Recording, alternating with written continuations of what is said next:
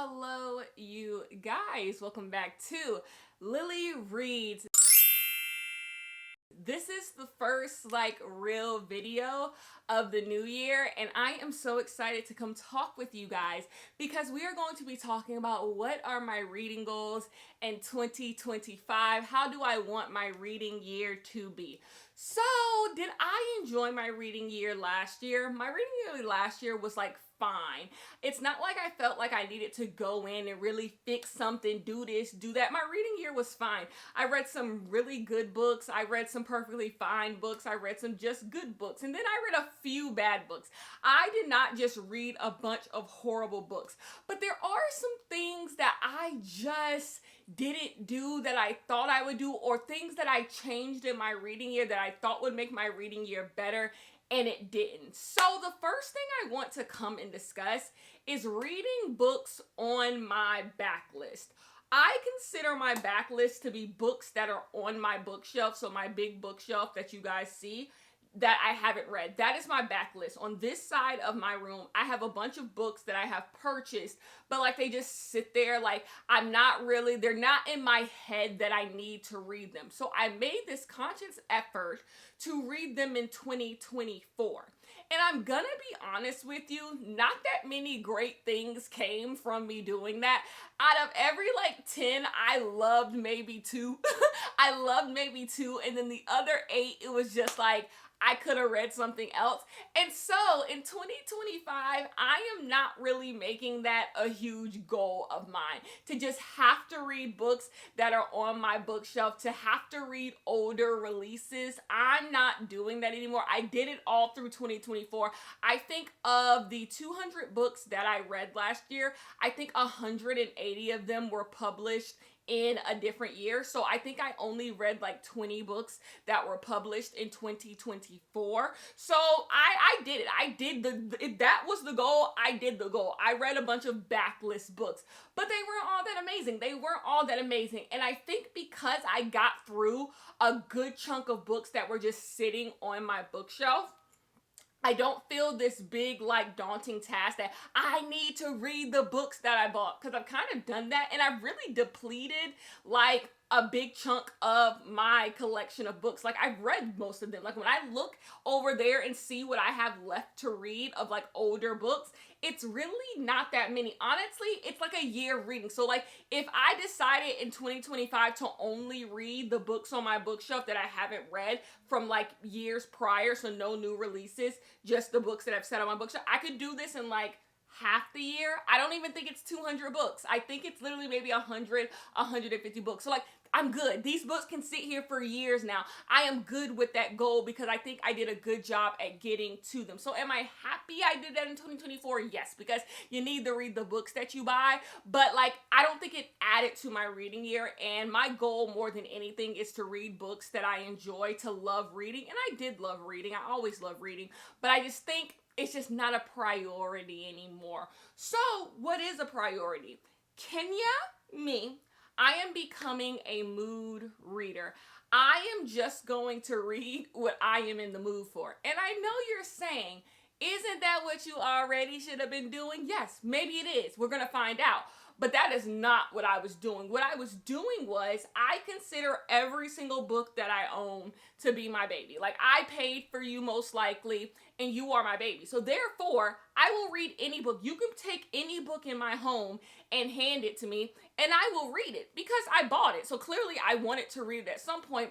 I will read it, but that does not mean I am always in the mood to read the book that you hand me.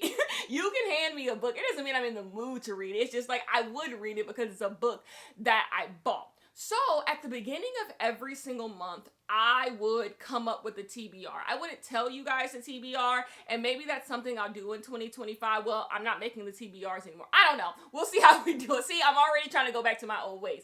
But I would come up with a TBR, and then I would just read them. I would take 15 books off of my bookshelf, and I would read them throughout this. I would get through most of them. Sometimes I wouldn't get through them. Then that's it. That would be the reading month. And I would never deviate from that. I would never just be ooh, I'm kind of in the mood for this book. Let me pull. No, that would never happen. I was very strict. I took these 15 books off. I'm reading these 15 books. And I like the order. I am a woman of order. I am a woman of structure. So I liked having that structure in my life that, Kenya, these are the 15 books you get to read this month. You can read less, you can read more, but you need to pick from these 15. I enjoyed that, but I do think it took a little bit of the fun away, maybe the whimsy of reading away, you know? So I'm not doing that. What I'm going to do is at the start of the month, I am going to be like, this sounds like something I want to read. Like maybe a month I just want to read thrillers. I'm just in a thriller mood. So I'm just going to take some thrillers off the shelf and I'm just going to be like, if I'm in the mood for these, let me read these. And if it comes a day where like, oh, I was going to read this book next, but I'm not in the mood to read it, I will move on. Basically, I am not stuck to a TBR. I can choose I have all of these books. I can reread some stuff. I do not have to be stuck reading these books. So that is a big thing. I am mood reading in 2025. Whatever I'm in the mood to read, that is what I'm going to read. Another thing that kind of goes with the mood reading is if I am reading a book, I want to treat that book as if it is the last book I am going to read this year. What does that mean? I think if you are someone who reads as much as I read, I think we read books and we're reading the books and we're like, oh, the next book I'm going to read is just like, as we're reading a book, we already know the next book that we're going to read. Or reading this book makes us think about the next book that we should get our hands on or something like that. That is not how I want to read. I want to read every single book as if this is the only book that I am going to read this. I don't want to think about the last book that I read. I don't want to think about the next book that I read. I want to just be focused on this book. And that is two things this is going to help me with. Number one, it's going to help me stop reading books I do not want to read. If I treat every book like this is the only book I'm going to read, if I'm not enjoying a book, I'll stop reading it because like this means like this is all I get, right? So if I'm reading this book and it's just like this is all I got, why would I keep reading a book that's bad? I can move on to the next one. So it's going to help me with my issue with never wanting to DNF a book. And number two, it is going to help me like fully like appreciate like every single book, you know? Every single book I am going to just fully dive into. I think that I already do that. But I just think I could do it even more. I could do it like right now. I'm reading a book, and this book like usually isn't a book that I would pick up, but I'm just like, give it a chance. That's the thing. It makes me give every single book a fair shot. Like sometimes I'll read a book and I'm just like, this ain't for me. Let me get through this. Sometimes that's what I'll do. I'll be like, this book really ain't for me. Let me get through this book. Like, no, sit back. See what's working, see what's not working. Don't just be like, let me read this book because I need to move on to the next book. That's my big issue. A lot of people won't admit that. A lot of times I read a book just to move on to the next book. And so like, why do I have to do that? Why treat every single book like it's the only book you're going to read this year? Because a lot of people read a lot less books, right? And so every single book has to like grab their attention immediately, or they're just like, I'm not reading this one. I'm moving on to the next thing. And you're kind of like, why are you doing that? Like, why don't you just read the book and then see what happens? Because it's just like, I don't have that much time in a day. So that's how I'm going to do every single book. I'm going to act like it is I'm going to pick up a book and I'm really going to be like, So it doesn't matter how long a book is. It doesn't matter how short a book is. Every single book is going to mean everything to me. That's basically what I'm doing. And so the page number won't matter. The word count won't matter. The prose, because this is the only, I'm going to be like this. Let's act like this is the only book I'm reading. Even though I know I will probably read 100+ books this year, let's act like this is the only one I am going to read. And so my last big goal is you gotta swing big to win big. That is like what I'm going to do 2025, because my big New Year's resolution is choosing happiness. I am choosing happiness throughout 2025. I just genuinely want to be happy. I want to do everything that makes me happy. And so in order to win big, you gotta swing big. And that means that I want to read more books that I might not like. I think in 2024, I drifted away from reading books that just weren't my taste. Like, if a book came out and I didn't like the synopsis, it's just like, yuck, get that away from me. Or if I didn't like the page length, if I didn't, I always found a reason why I shouldn't read a certain book. Like, if I found out a book was coming out, or I was watching another content creator and they were talking about a book, something would turn me off the book. That's why I did not read a lot of 2024 releases, because I was just like, that's turned me off. I don't like that. But the thing is, like, you gotta swing big to win big. I read a bunch of good books. Like, the books that I have on my bookshelves, they're good books. I know they're good books because I did the work last year, and I realized most of the books on my bookshelf that I bought for myself are my taste, and they're good. I had a good average rating last year. I gave most books 4 stars last year, right? So, like, they're not, but I want things that change my life. I want bee stings. I want marriage portraits. I want books that genuinely is just like, whoa, this really changed my life.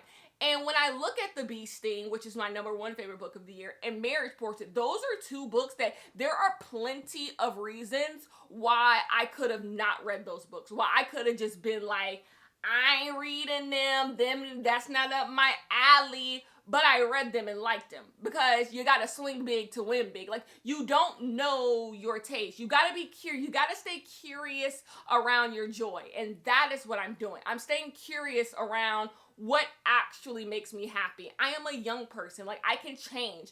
I can evolve.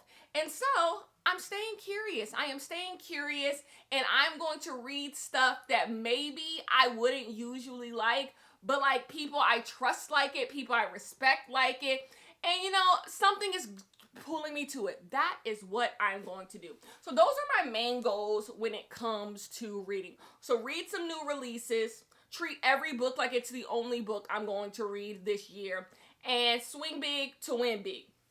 Some little things on the side, I am not reading romance.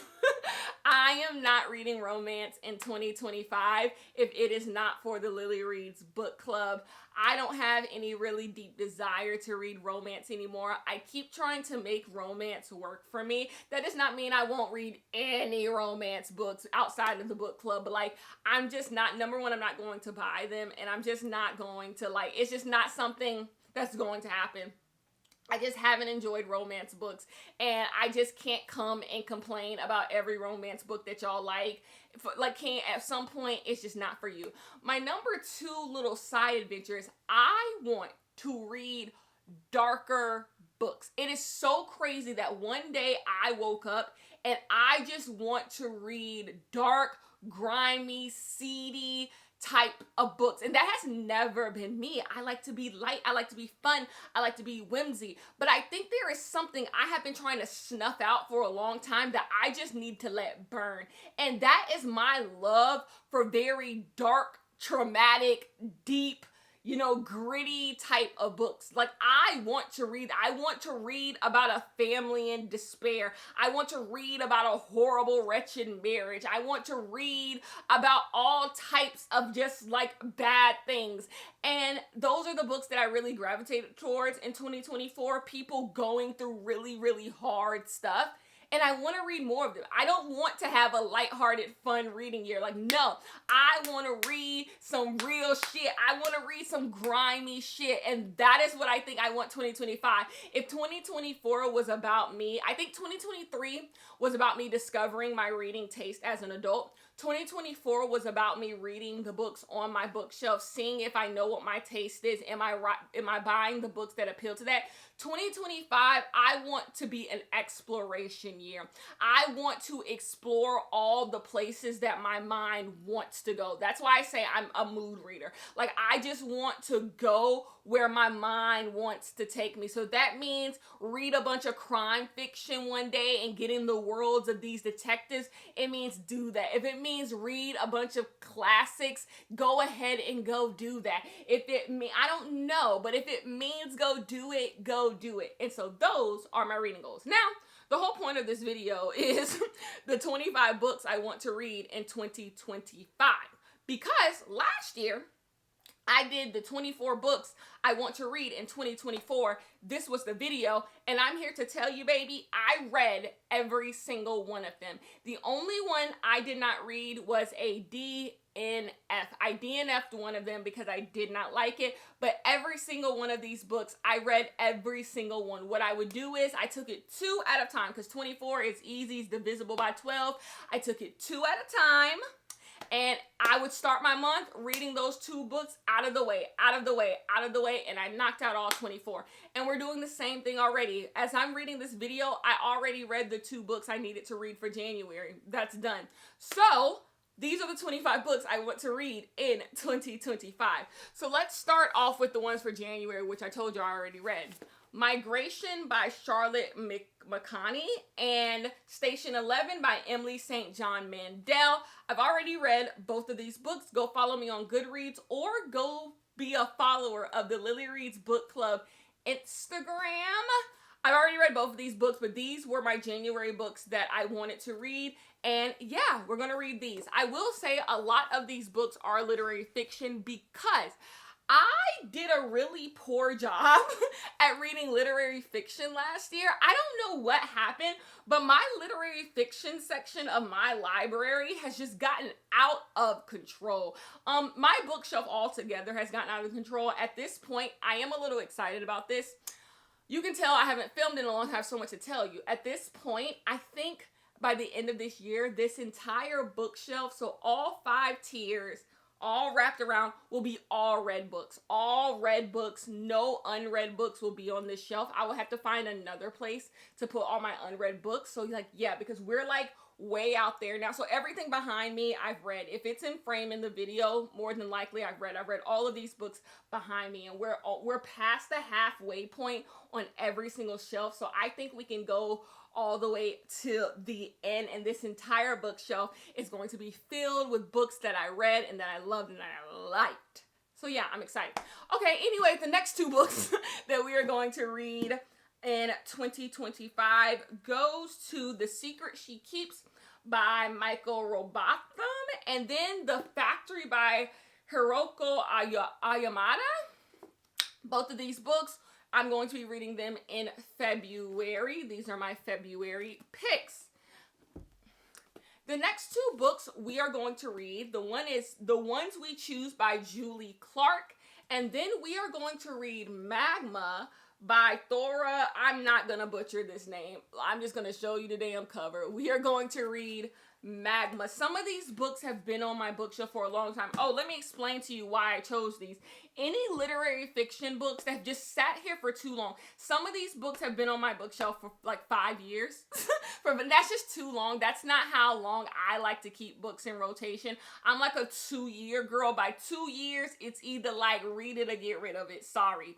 The next 2 books that I'm going to read and then tell you about them. The first one is The Exhibitionist by Charlotte Mendelson, and then we have Winter in Soko by Elisa Shaw Despin. I don't know, I probably butchered that, but we are going to read both of these books. 2 books that are gorgeous, by the way, and I just thought this fit perfectly with April. Aren't these like good April colors? So yeah, we're going to read those. Next is The Reading List, another book by, well, not another book by, it's by Sarah Nisha Adams. A book that's just been sitting on my bookshelf for so freaking long, and it's just like, girl, you gonna have to read it and figure out what's going on with this book. And then we have The Pisces by Melissa Broader. I don't know, heard good things about it. We're gonna read it. Next, we have Wayward by Dana Spiotta. This is like the weirdest, like, this is a straight up rectangle of a book. I guess most books are rectangles, but this book is like really long and skinny. I've always thought this book was just shaped really weird, and that's why I haven't picked it up. I'm gonna be so honest with you. And then the cover gives nothing away, but we're gonna read Wayward. And then we have The House Guest. I picked this up at a bookstore. At The House Guest and Other Stories. So actually, I think this is a short story collection. we're going to read it and see what it is all about. I really hope I don't DNF any books. You can tell I'm already looking at that like, ooh, I might DNF that. But I hope I don't DNF any books, but we'll see. Next we have Must Go by Yin Lee. We're going to read this. A book that I've never read, and you're going to be so shocked. Ocean Vuong, On Earth, We're Briefly Gorgeous. A book that's been sitting on my bookshelf. I've never read it. It's just been sitting on my bookshelf. 2 books that I bought at the same time, and I could have sworn when I bought them, I was going to read them like within like a few months of buying them, but they've literally sat on my bookshelf now for like 3 years. The first is by Laura Blackett and Eve Glitchman. The Very Nice Box. You might even remember when I hauled this book back on As Told by Kenya. And then you have Maggie Shipstead, You Have a Friend in 10A. This is by the author of The Great Circle, which I read last year. Both of these books, I swore I was going to read them, and then I never got to them, and I'm like, no, this is the year. They're getting read this year. I'm doing it. Next, we have a book that I see on a lot of people's bookshelves, but don't hear a lot about. It's Post-Traumatic by Chantel V. Johnson. We are going to read this book this year. You can see I'm getting my literary fiction out of the way, baby. And then we have Small Pleasures. I remember when I bought this book on discount, and then I just never read it, you know, like many discount books we're going to read. The next book I want to read so bad because I am sure I am going to love it, but it just sits here. We have a Pulitzer Prize winner, Trust by Hernan Diaz. I never read this book. It's just been sitting on my bookshelf. This book won the Pulitzer with Demon Copperhead. I read Demon Copperhead and then didn't read this book. Why I didn't try to just read them at the same time and do a whole like which one is better, I can break the tie, I don't know. But yeah, Trust is here. Emily St. John Mandel will be coming back with Sea of Tranquility. I read Station 11. I enjoyed Station 11, by the way. And so, we're going to read this. We have Louis Erdrich, The Sentence. A lot of people have read this book. A lot of people have liked this book. I will finally be reading this book. Some of these books have just been on my bookshelf for such a long time. We have 4 more left. We have Very Cold People by Sari Manguso. Yeah. Then we have a random book that's getting thrown in there. How to Kill Your Best Friend. Don't know what this book is about, but here it is. And then last 2, we have a Reese Witherspoon pick, The Great Palace by Miranda Cowley Heller.